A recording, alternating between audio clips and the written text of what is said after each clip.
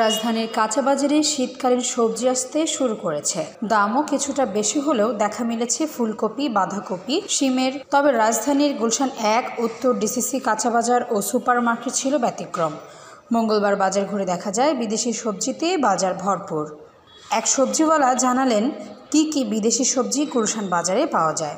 বাইরের যে Indian capsicum আছে, রোজমেরি আছে, থাইম আছে, মাশরুম আছে, তারপরে চেরি টমেটো, ব্রোকলি, থাইল্যান্ডের বিনস আছে, বিনস এটা থাইল্যান্ডের বিনস, এটা হচ্ছে প্যাকসাই, এটার নাম আছে লিক পাতা, পেঁয়াজ পাতা, আইসবাল লেটুস পাতা, চাইনিজ পাতা, আরও অনেক ধরনের মাশরুম আছে, শিতাকি মাশরুম, শিমিজি, ইনুকি, ইরিঙ্গি, ওয়েস্টার, অ্যাভোকাডো আছে, বাটন মাশরুম আছে।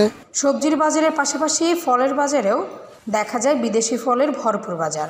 ১৩০০ টাকা থেকে শুরু করে ১০০ টাকায়ও ফল মেলে এই বাজারে।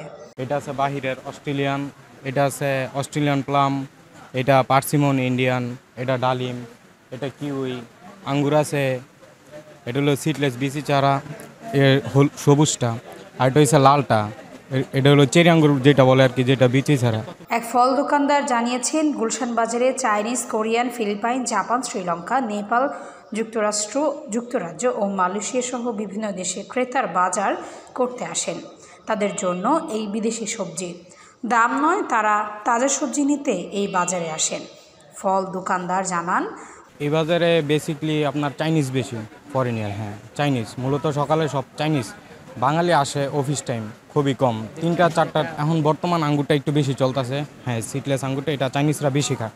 আর তরমুজ আছে, ওরা তরমুজ বেশি পছন্দ করে, তরমুজ, আনারস, আপেল আর মানে কমলা, এই 3-4টা জিনিস বেশি পছন্দ করে চাইনিজ। হ্যাঁ, ফলের বাজারে বিদেশি ক্রেতা নিয়ে আরেক দোকানদার বলেন, এখানে গুলশান একটু বিদেশি কাস্টমার বেশি থাকে, বিশেষ করে চায়না, কোরিয়া, জাপানি, এরা বেশি। আগে যেরকম ছিল হলো আপনার রাশিয়ারা, এখন চায়নারা বেশি।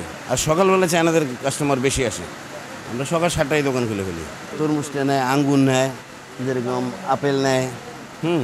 এটা ওদের বিভিন্ন গেস্ট হাউস আছে ওদের নিজেদের, আবার ওরা খাবার জন্য নেয়। মানে গুলশান মূলত টিকে আছে ফরেনার কাস্টমারের জন্যই, বিশেষ করে চায়না।